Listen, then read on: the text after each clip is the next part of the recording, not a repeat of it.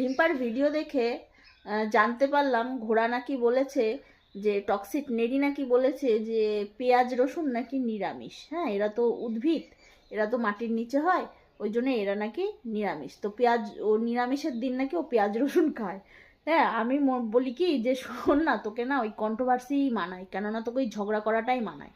কারণ ওই পরনিন্দা পরচর্চা এগুলো তুই পিএইচডি করেছিস, শাস্ত্রে তুই পিএইচডি করিসনি। হ্যাঁ, ওই শিক্ষা লাভ করেছিস, ওই মুখস্থ বিদ্যা করে, মানে পাশ করতে হবে তাই ডিগ্রি অর্জন করেছিস। তাছাড়া তোর মধ্যে শাস্ত্র হিন্দু হিন্দু সনাতনী নামে তুই হলো কলঙ্ক, তুই হলো কলঙ্ক। কারণ সবাই জানে, আর কেউ যদি নাও জানে, তারা তাদের বাড়ির মা ঠাকুমাদের মুখ থেকে বা বাবা কাকাদের মুখ থেকে হয়তো কেউ না সবাই শুনেছে, যে এইসব গল্প শুনেইছে যে না পেঁয়াজ রসুন কি আমিষ, এটা বহু বছর ধরে চলে আসছে।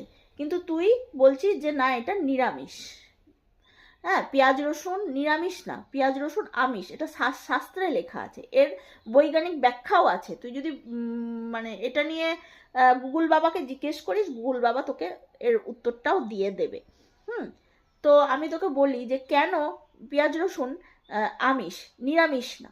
কারণ যখন সমুদ্র মন্থন হয়েছিল, শুনেছিস তো এই এই কথা যে সমুদ্র মন্থন হয়েছিল, যেখান থেকে অনেক কিছু উঠেছিল, তা সেখান থেকে অমৃতর কলসি উঠেছিল। তা অমৃত যখন ওঠে তখন ওই দেব আর অসুরের মধ্যে যুদ্ধ হয়েছিল, তখন ওই শ্রীবিষ্ণু মোহিনী রূপ ধরে দেবতাদের অমৃত পান করাচ্ছিল, আর অসুরদের সুরা পান করাচ্ছিল।